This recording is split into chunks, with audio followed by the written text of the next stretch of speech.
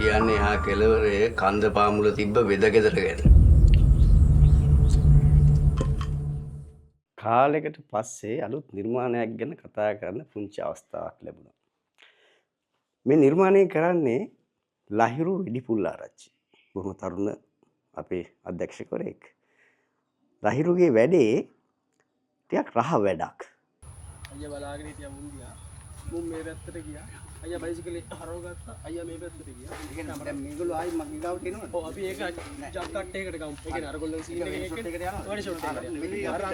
මේක මිනි සීරීස් එකක් හැටියට තමයි කොටස් 6ක් හැටියට විකාශය වීමට නියමිත චිත්‍රපටයක් වගේ හා සමාන මිනි සීරීස් ඩ්‍රාමා එකක්.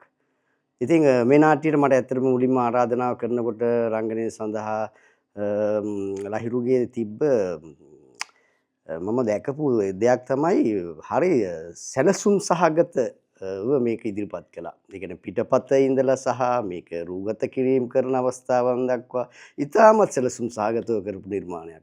ඉතින් මට හරි ආසය තුන ලහිරුත් එක්ක මේ නිර්මාණයට දායක වෙලා ඔහුත් එක්ක වැඩ කරන්න ඔහුගේ ක්‍රූ එකත් එක්ක.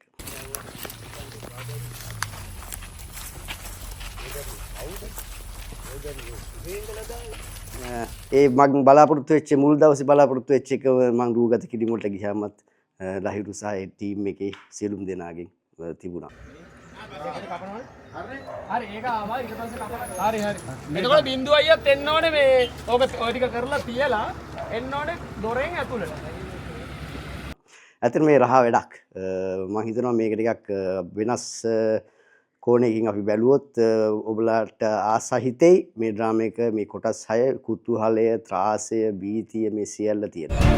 මේ ඔය එතකොට අනික් ළමයා. හැබැයි දෙබස් හරි අඩුයි. මට තියෙන්නේ ටිකක් එහෙම චරිතයක්.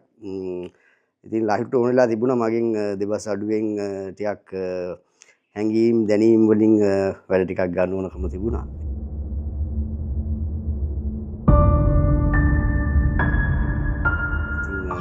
මගේ උපරිම දායකත්වය ලහිරු වෙනුවෙන් මේ නිර්මාණය වෙනුවෙන් මම ලබා දුන්නා කියලා. එහෙමනම් ඉතින් සූදානම් වෙලා ඉන්න දෙරණ ප්ලස් ටීවී වෙතින් ඔබට බලන්න පුළුවන් මේ හෙට අනිද්දාම වෙනකොට මේ ටෙලි චිත්‍රපටය.